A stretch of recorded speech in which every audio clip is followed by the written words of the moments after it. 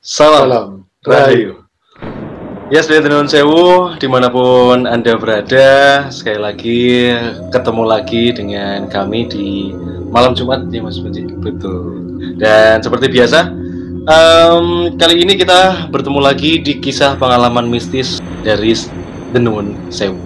Nah, ini halo, selamat malam. Ya, dengan siapa di mana?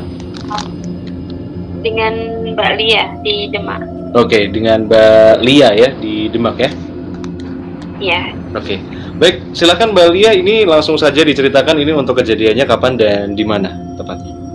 Ya, ini kan saya sebenarnya sudah menempati rumah ini hampir berjalan 6 tahun. Oke. Mbak Lia, Nuwun Sewu, mungkin suaranya bisa dikerasin sedikit supaya sedaya Nuwun Sewu bisa lebih jelas menangkapnya. Oh ya, boleh. Oke, silakan Mbak. Ya, jadi apa namanya? Ini kan saya tinggal di rumah ini sudah hampir berjalan 6 tahun. Oke.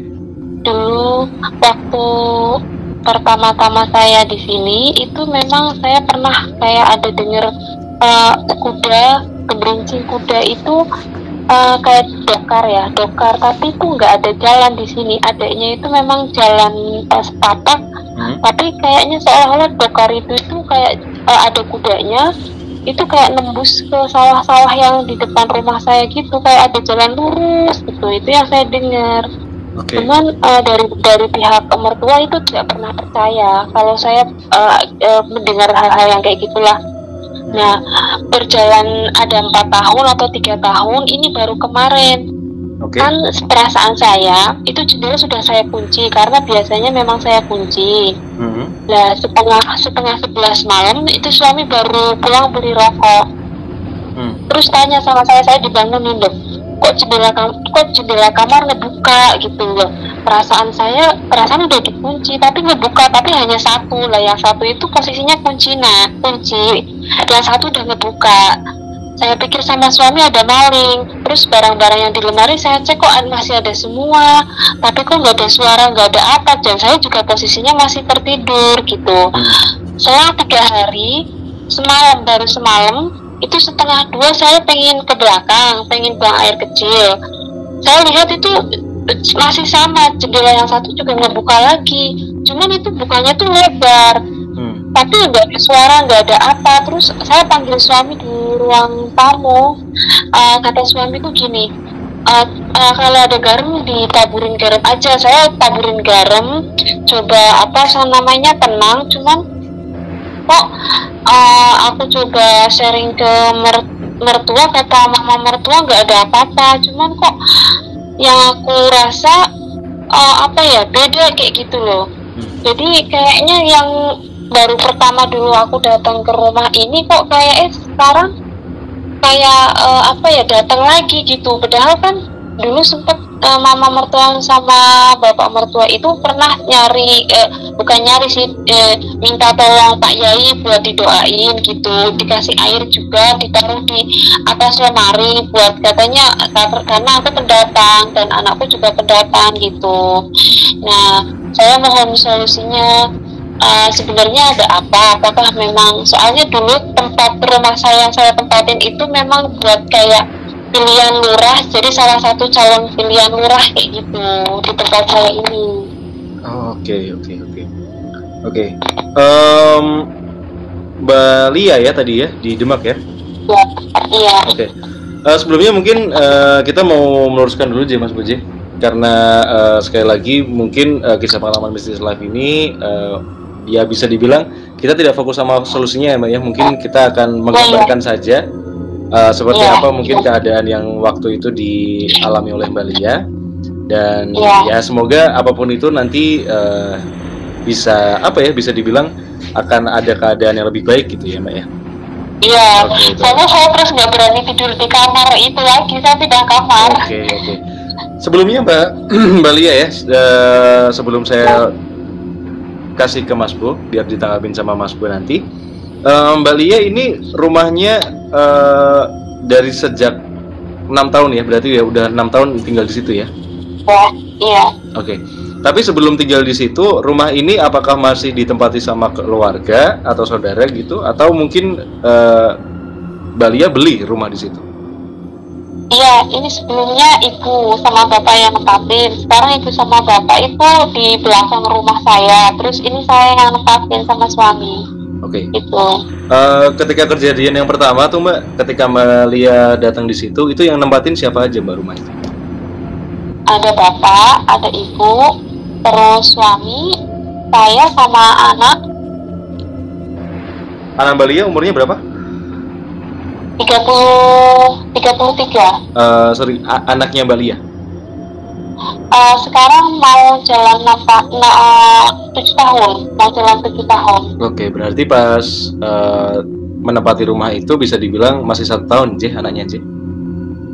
Iya, 40 hari dia pindah ke sini. Oke, 40 hari. Menurut saya Mbak, anaknya cewek apa cowok? Cewek. Cewek ya.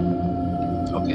Iya. Ini rumahnya ini bisa dibilang di lokasi padat penduduk atau di samping-sampingnya kayak masih ada kebun-kebun dan sawah gitu Mbak?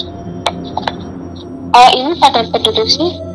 Tapi memang dulunya sebelah saya itu kan kebun, cuman sekarang itu udah diratakan. Cuman terus ada satu rumah lagi sebelahnya itu memang kayak tanah, kayak kebun yang nggak berpenghuni gitu. Jadi memang dia masih ada pohon-pohon lebarnya gitu. Oke, ini di sebelah mana ya Mbak? Kanan kiri? Kanan kiri itu kebun, tapi yang sebelah kirinya itu sekarang udah diratakan. Yang sebelah kanan masih ada, cuman ada satu rumah terus baru kebun itu yang masih ada. Oke. Ini berarti rumahnya hitungannya di pojok ya Mbak ya? Iya. Oke. Tadi ketika Mbak Lia mendengar gemerincing kuda gitu, ini berarti suaranya dari arah mana Mbak? Dari depan rumah, belakang rumah? Dari samping. Samping kanan kiri? Samping kiri yang sudah diratakan itu kebunnya.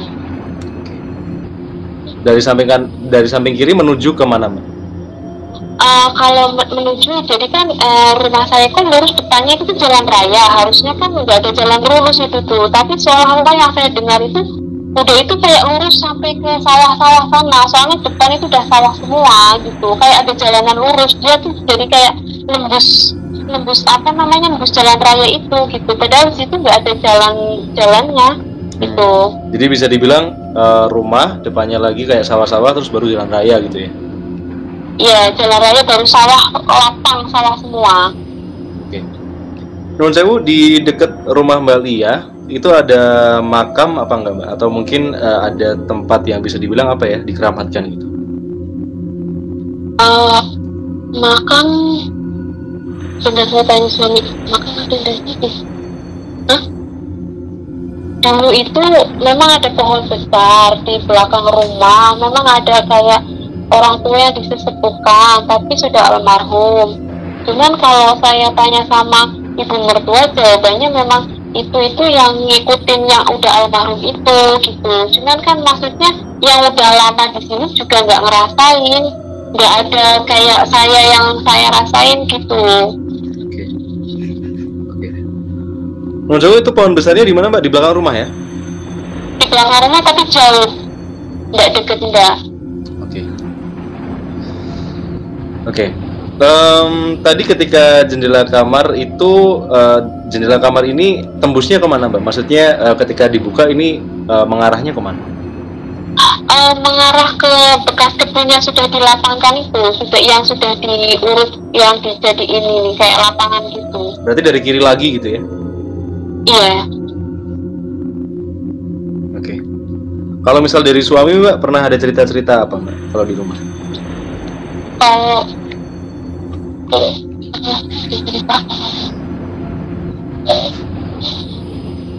Jarang sih kalau suami, kalau yang kayaknya kayak sensitif banget itu saya. Makanya kayak suami mertua itu jarang yang percaya. Dulu itu waktu pertama ya saya kayaknya sering gitu, cuman udah lama banget enggak lah, ini kok kayak ini lagi gitu. Oke, terakhir Mbak, yang saya tanyakan sebelum saya sambungkan ke Mas Bo, Tadi kan Mbak Lia menyebutkan kalau misal rumah itu sempat dalam tanda kutip diberi apa ya, bisa dibilang ada pembersihan gitu ya Mas Bu ya, yang dilakukan. Itu apakah ada triggernya Mbak? Maksudnya apakah ada peristiwa yang menyebabkan kayak oh berarti rumah ini harus dibersihin nih sama Pak Kiai gitu?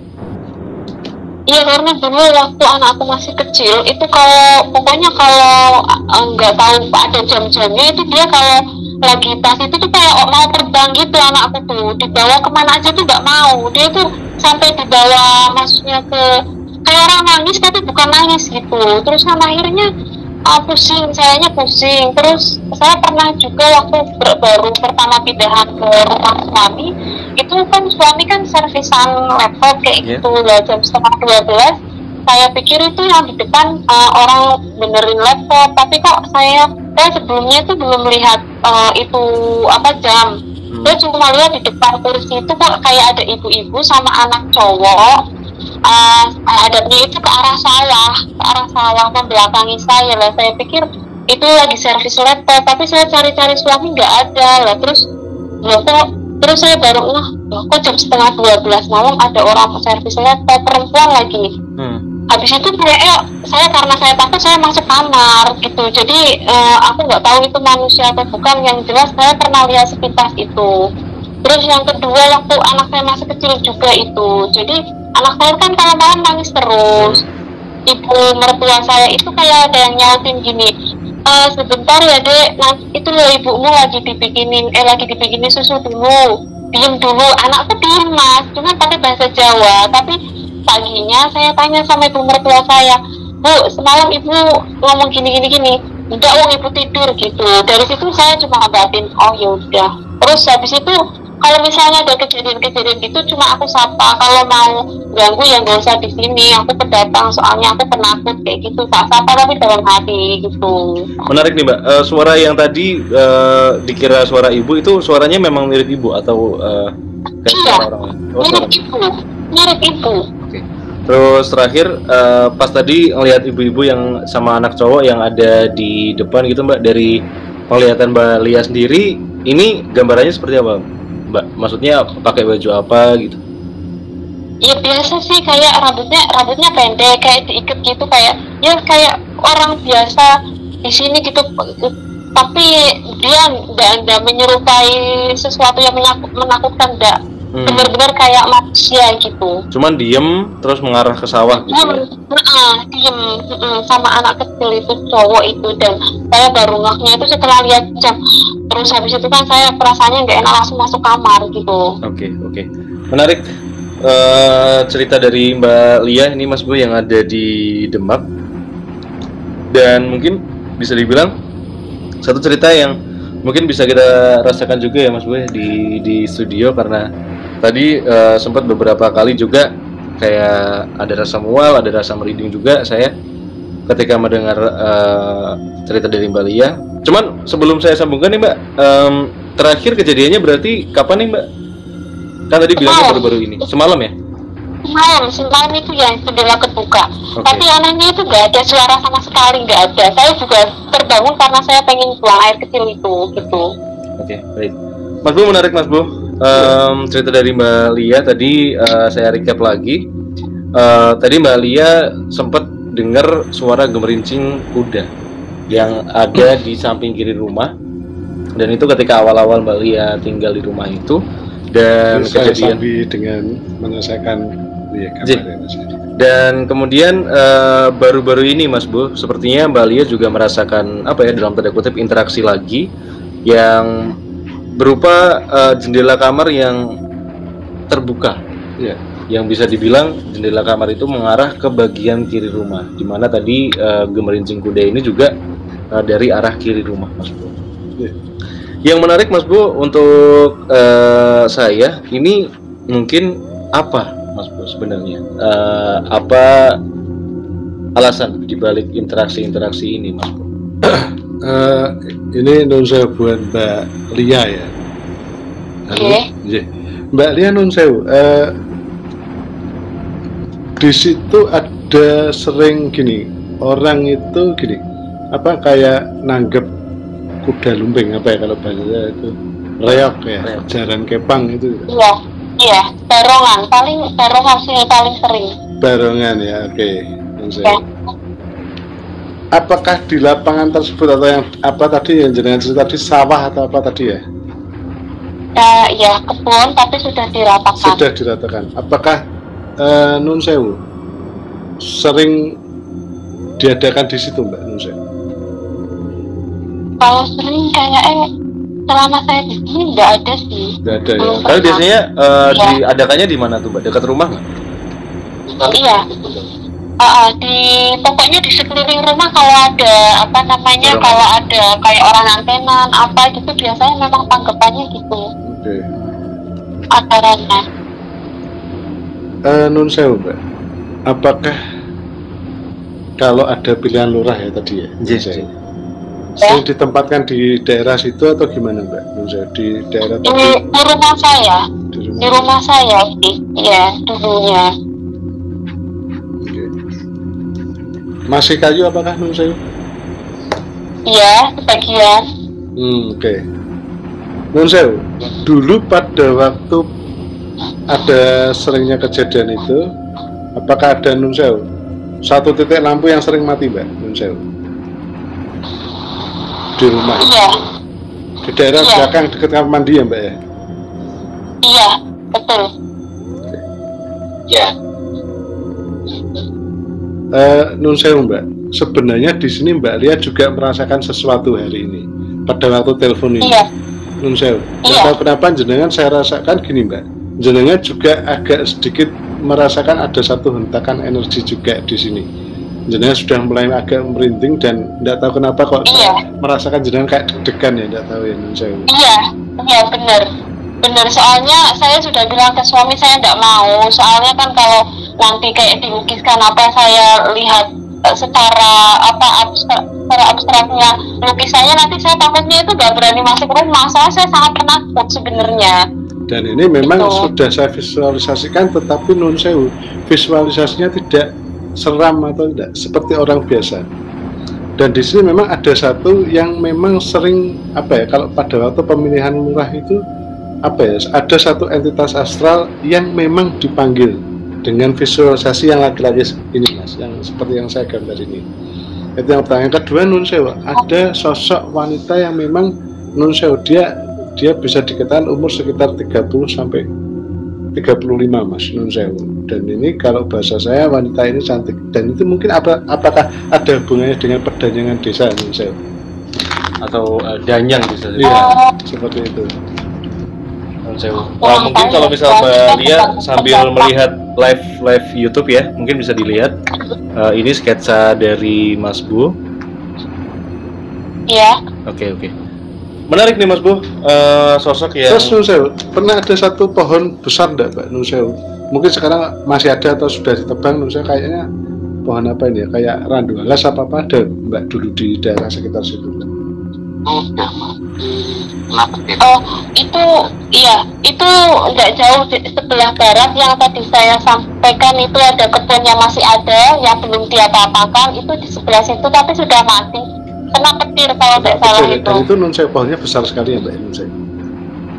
Iya, kemungkinan besar sih, cuman saya tahunya itu dia udah terbengkalai waktu itu. Oke. Dan Nun Sewu terkenal dengan sebutan daerah situ agak sedikit wingit atau angker Nun Sewu. Iya, yang sebelah barat. Jadi kalau boleh saya bayangkan, kalau kita dari dalam rumah ya, itu Nun Sewu posisinya ke kiri ya Mbak ya? Belok. Dari dalam rumah? Iya, dari rumah kalau kita keluar terus ke kiri lurus saja gitu Nun Sewu. Apakah betul letak pohonnya di situ Mbak Nun Sewu? Oh iya. Tapi itu posisinya di belakang. Di belakang. Agak ke belakang. Jadi kiri tapi agak ke belakang gitu ya Mbak ya? Iya. Oke. Itu Nun Sewu, bonggolnya masih ada Mbak? Masih ada. Soalnya waktu ada pengurukan di lapangan yang sekarang itu kebun itu asalnya, itu yang nguruk itu alat beratnya nggak berani katanya. gitu, nggak berani apa namanya menebang sampai akarnya gitu. Jadi dia hanya diratakan bagian atasnya, tapi bonggolnya masih ada gitu. Oke. Nusel, jika ada satu kegiatan desa, contoh kayak merti desa atau selamatan desa, apakah sering Nusel dulunya itu dikasihkan sesaji di pohon itu, tidak jauh dari pohon itu, Nusel? Kalau di pohon itu kayaknya enggak, cuman memang di pojokan sebelah barat yang kebun yang masih ada itu ya selalu di situ. Oke. Ya, jadinya ini memang Nunsew Mas, ada hubungannya dengan satu, kalau bahasa saya, perdanyangan desa. Sebenarnya di sini kalau boleh saya bilang, di sini ada satu Nunsew. Mungkin kalau awamnya itu adalah perkampungan ya Mas ya. Seperti itu. Kalau bahasa saya sebutnya dengan area 36 lah, seperti itu. Dan ini Nunsew di sini Mas Irfan juga ada interaksi ini Nunsew. Jadi ini nggak tahu kenapa mual Mas Bu. Minum kopi dulu. Ini sampai berkaca-kaca gitu. Ya, jadinya Nunsew Mbak Lia di sini memang bisa dikatakan Nunsew mempunyai satu apa ya, kalau bahasanya keistimewaan ya. Nunsew, Mbak Lia di sebelah kiri badan jenengan ada tanda lahir nggak, seperti apa ya namanya apa tai lalat atau Nunsew apa toh gitu ya. Toh atau apa itu, toh itu bahasa Indonesianya apa ya, kayak sebelah kiri, sebelah kiri ya, tanda lahir. iya, ada tanda lahir di jenengan, tapi kayaknya di lengan ya, di lengan sama di punggung bagian belakang sebelah kiri Mbak Nunsew.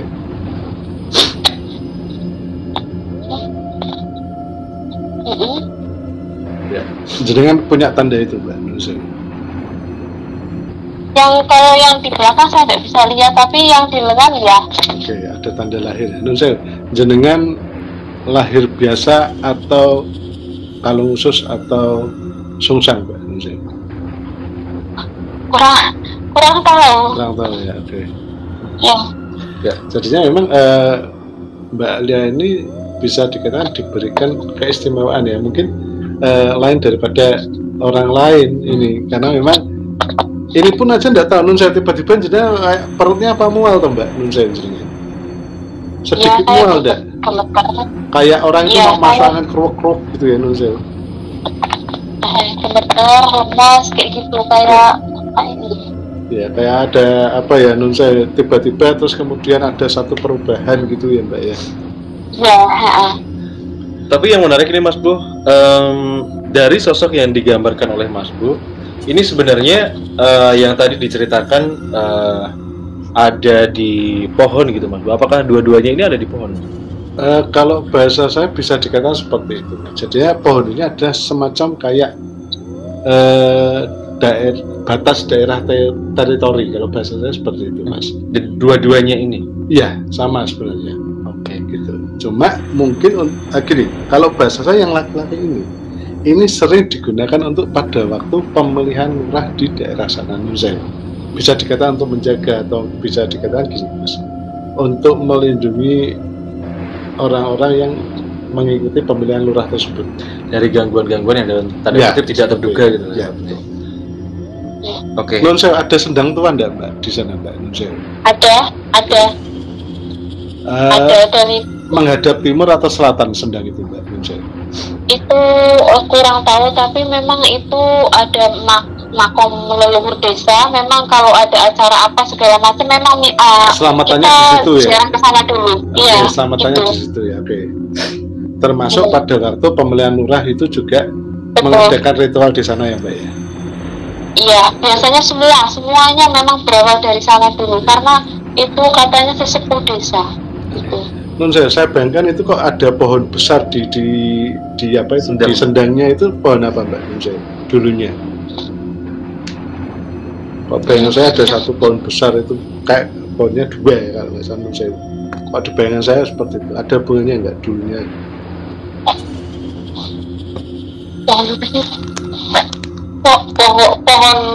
Pohon meh gitu. Pohon meh ya, oke. Oke.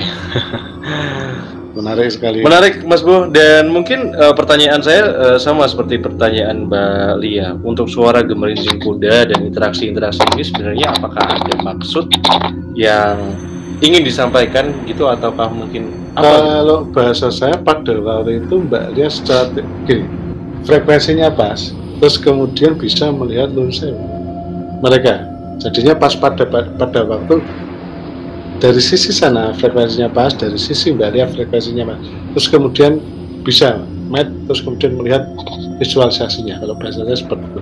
Jadi di sini bukan bentuk interaksi, enggak, cuma karena vibrasi daripada Mbak Lia ini, terus kemudian vibrasi dari makhluk asal ini sama, terus kemudian Mbak Lia itu sendiri bisa melihat. Kalau bahasa saya seperti itu. Jadi bisa dibilang nggak ada maksud yang ingin disampaikan, cuman karena bisa dibilang entitas ini sedang melakukan aktivitas, terus kebetulan frekuensinya juga match, jadi Mbak Lia ini bisa menangkap aktivitas itu gitu. Kalau bahasa saya lebihnya gini Mas, semacam kayak penglihatan atau vision hologram dari Mbak Lia ini, terus kemudian bisa melihat visualisasi daripada Nun Sewu, entitas astral yang pernah dilihat oleh Mbak Lia ini, Nun Sewu.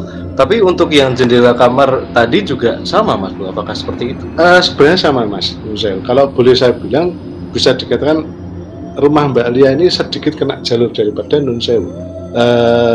Frekuensi gelombang serta vibrasi daripada entitas astral yang ada di sana. Kalau bahasa saya seperti itu. Terutama karena mungkin di dekat rumah Mbak Lia sendiri bisa dibilang dalam tanda kutip ada tempat yang merupakan medan magnet untuk makhluk seperti itu gitu. Tetapi di sini tidak membahayakan Mbak Lia, Nun Sewu. Jadinya jenengan tidak usah takut.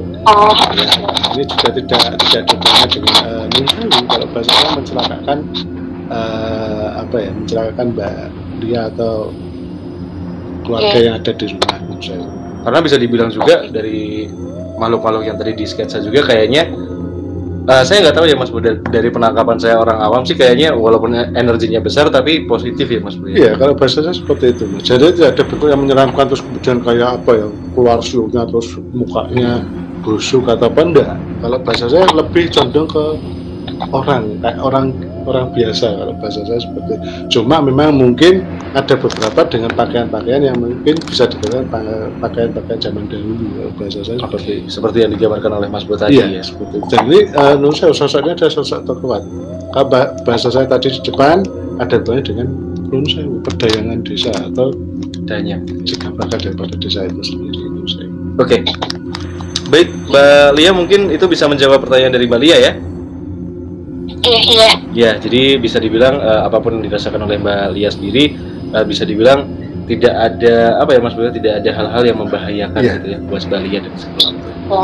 Sekali lagi terima kasih ya Mbak Lia di Demak udah mau sehat selalu Mbak Lia, terima kasih sudah bergabung. Selamat beristirahat dan sehat-sehat selalu, sukses selalu sekeluarga ya Mbak ya. Sekali lagi terima kasih untuk Nun Sewu, dan seperti biasa Mas Budi monggo. Ya seperti biasa di akhir acara saya selalu ucapkan jika ada salahnya saya Nun Sewu, jika ada benarnya saya Nun Sewu. Kesempurnaan hanya milik Allah semata. Dan akhir kata saya Nun Sewu, saya Jirvan pamit, saya Mas Budi pamit, dan salam Rahayu.